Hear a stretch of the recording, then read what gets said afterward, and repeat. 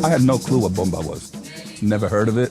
I never heard it around my parents. So when I found it, it was just something that I think it was just music that I could connect to spiritually, emotionally. And I guess the whole Africanness of it, it's just like when you meet your soulmate or something in your life. With bomba, it seemed that way. When Nelson Baez discovered that the drum music known as bomba was part of his own Afro-Puerto Rican heritage, he started a journey from apprentice to master. Along the way, he developed a touring group called Cimarrones, or Runaway Slaves. The group celebrates this almost forgotten, over 300-year-old tradition. So bomba is really a mixture of the Spanish and the Dutch and all of that. As they brought the slave ships over, some of this was acquired by the slaves and it was introduced into our music. So it was marginalized because it was African. And in Puerto Rico at one time, you were not allowed to play this music. And at one point, there was more bomba being played in the US, in the diaspora, than there was in Puerto Rico. So traditionally now, when you see us perform, we're on a stage. That's really not the way I enjoy playing bomba for the community, because bomba was not on a stage. Bomba was part of the community.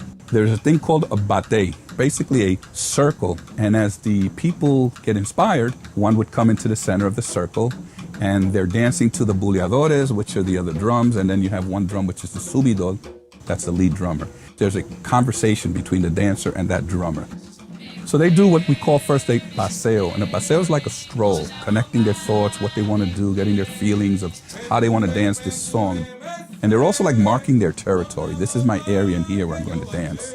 Then when they're ready to engage the subidor, they give some sort of a signal, where it be a nod or something to let them know, okay, let's communicate. So the dancer begins doing what we call piquetes.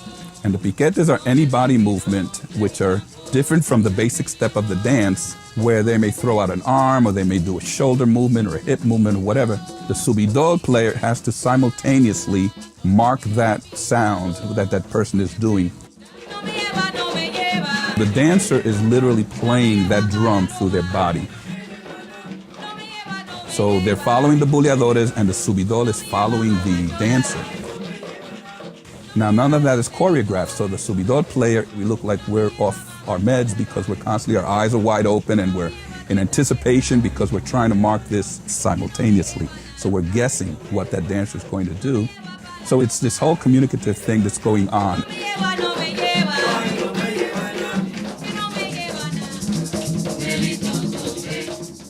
When I first came to Middlesex County, no one knew about bomba. I mean, they were like, what's going on here? What is this?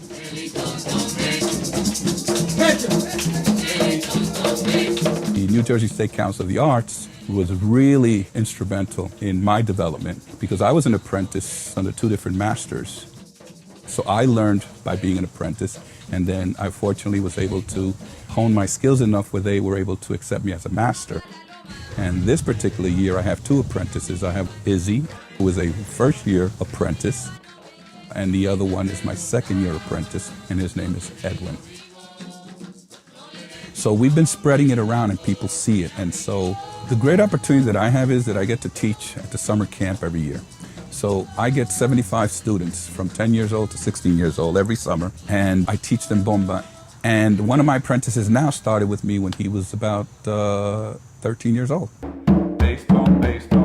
Nelson was tough on us, and he got us interested. He made sure we knew our material to the point where I'm coming back, you know, over 10 years later, and I still remember the rhythms, I still remember when to finish songs, I still remember when to come in.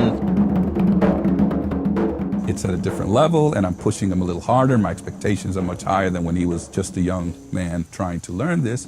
And so he's telling me, he says, boy, this is really hard work.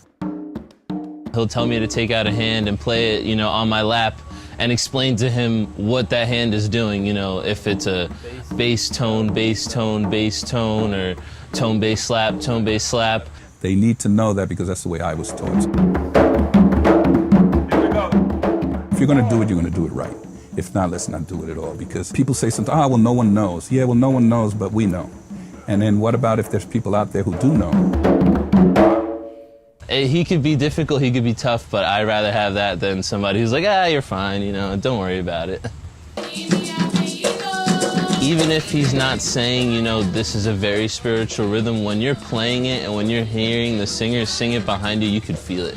And you could feel the people before you that have played this music, and you could definitely feel the history within each song, within each rhythm, within each dance step.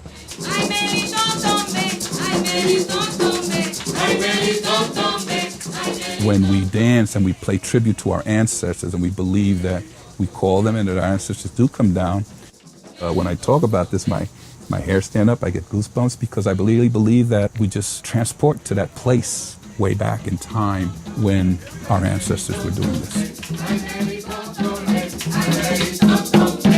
Un aplauso, put your hands together.